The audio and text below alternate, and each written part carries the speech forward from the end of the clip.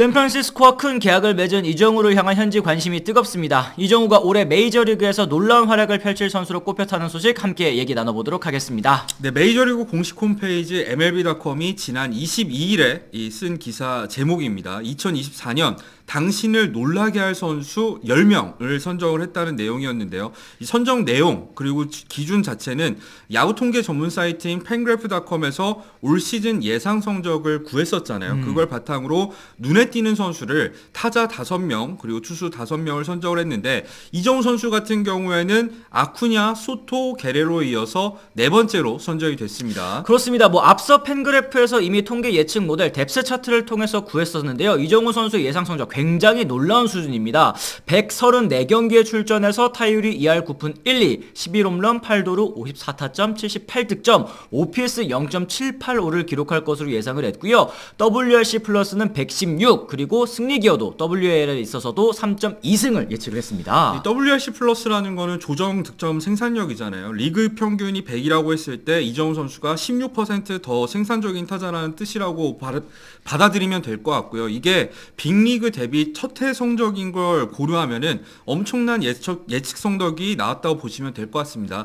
어느 정도인지 가늠하기 쉽도록 간단하게 예를 들자면 이 샌디에고를 기준으로 했을 때 지난해 마차도 선수가 114, 타티스 주니어가 113, 그리고 김하성 선수가 112를 기록했으니까 이정우 선수의 116, 정말 대단한 수치라고 할 수 있겠죠. 그렇습니다. 이제 MLB.com은 이정우 선수를 두고요. 지난해 요시다와 마찬가지로 2024년에도 해외 리그에서 메이저리그로 진출한 컨택트형 스타 타자에 대한 전망이 매우 좋게 나왔다라고 이제 소개를 하면서요. 이번에는 자이언츠의 오프시즌 대형 영입 선수인 KBO 리그 출신 이정우의 차례다라고 얘기를 했습니다. 그 다음에 놀라운 말을 했는데 만 25세 좌타자 이정우는 메이저리그 전체에서 타율 10위, 내셔널리그에서는 5위 안에 들 것이라고 예상을 했습니다. 실제로 뎁스 차트를 살펴보면 이정우 선수보다 내셔널리그에서 타율이 높게 측정된 선수는 아쿠냐, 아라에즈, 그리고 프리먼 셋밖에 없습니다. 그렇습니다. 이제 그랬을 때 궁금점이 있을 것 같습니다. 이제 타율이 예상 타율이 2할 9푼 1리인데 내셔널리그에서 5위, 메이저리그 전체에서 10위라고 좀 낮아 보이는데 이 정도나 높다고 이렇게 생각하실 분 있을 것 같거든요. 근데 사실 메이저리그 같은 경우에는 KBO 리그보다 3할을 기록하기가 정말 쉽지 않은 환경이라는 점을 짚고 싶습니다. 지난해 실제로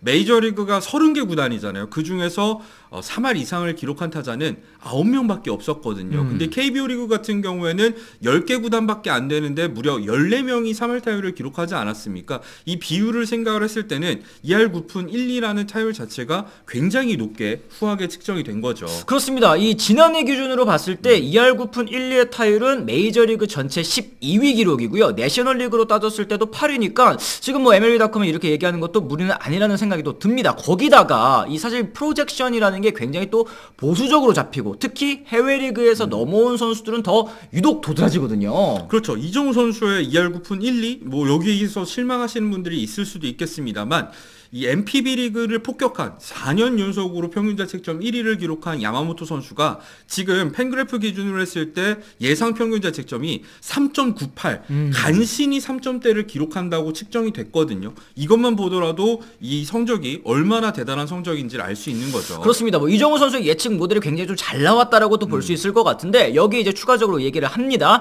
인상적인 것은 삼진 비율이 9.1%로 아라에즈 7.1%를 기록했죠. 아라에즈의 이어서 두 번째로 낮을 것으로 예측이 됐다라는 점인데요. 그렇죠. 아라에즈가 어떤 선수입니까? 지난 시즌에 시즌 중반까지는 4할 타율에 도전을 했었고 결국 최종 타율도 3할 5푼 4리, 이 통산 타율은 3할 2푼 6리에 달하는 마이애미의 타격왕 이루수 아니겠습니까?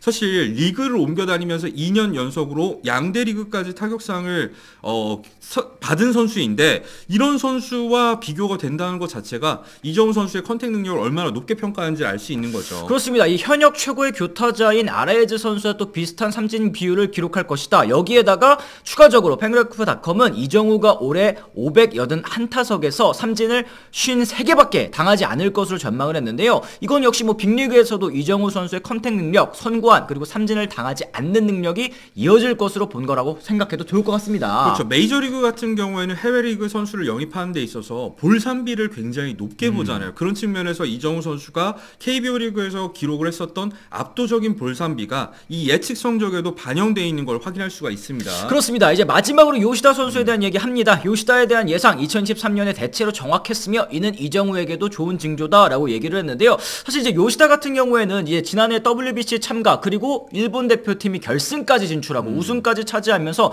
굉장히 긴 일정을 소화하지 않았습니까? 그러다 보니까 몸도 일찍 만들 수밖에 없었는데요. 그렇죠. 그리고 스프링 캠프까지도 제대로 소화를 하지 못하면서 적응에 초반에 살짝 어려움을 겪었습니다만 나중에 이제 타격폼을 수정을 하면서 타격 성적이 많이 반등에 성공을 했었죠. 아쉬운 부분이 있다면 후반기에 좀 체력적으로 저하가 된 부분이 있어서 타격 성적이 시즌 중반 성적을 유지하지는 못했다는 점을 꼽고 싶네요. 그래요. 어쨌든 뭐 메이저리그 일정이 워낙에 또 빡빡하기도 하고 아까 말씀드렸던 것처럼 이제 WBC에 참가한 선수들 시즌 막판에 지치는 건 뭐 워낙 예산 일이기 때문에 이런 부분이 좀 아쉬웠다고 볼 수 있을 것 같은데 거기다가 덧붙여서 수비와 주루에서의 아쉬운 모습 때문에 15홈런 타율도 2할 8푼 9리 OPS 0.783 메이저리그 기준으로도 나쁘지 않은 성적을 찍어줬습니다만 WAR은 0.6에 그쳤다라는 거 이 데뷔 시즌에 좀 아쉬운 부분이라고 짚어볼 수 있을 것 같아요. 하지만 이제 요시다와 이정우 선수를 비교하자면 이정우 선수 같은 경우에는 WAR을 더 높게 쌓는 데 있어서 몇 가지 유리한 조건이 있습니다. 첫 번째로는